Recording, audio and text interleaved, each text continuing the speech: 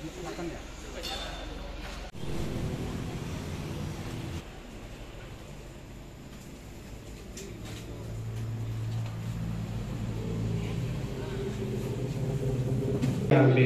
sudah diantisipasi, sudah kami buat pelatihannya ya.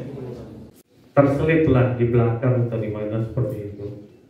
Itu kan ada unsur kelalaian. Tapi kalau kesengajaan itu memang dia dalam jumlah besar, memang ada indikasi untuk mencari keuntungan dari sana. Karena ada momennya ada sekarang, dia mencari kesempatan untuk menjual produk kadaluarsa, misalnya seperti itu.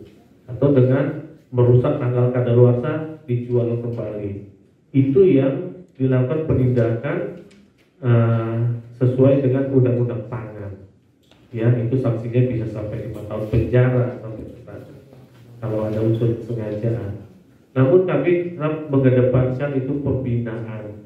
Apabila didapatkan produk yang kadaluarsa maupun rusak dengan indikasi dia itu kelalaian, itu dilakukan pembinaan untuk dapat terus melakukan pengawasan, mengevaluasi produknya, baik itu dalam waktu barang itu masuk maupun setelah barang itu ada di rak atau etalase untuk dicek. Terima kasih sudah nonton, jangan lupa like, subscribe, dan share ya.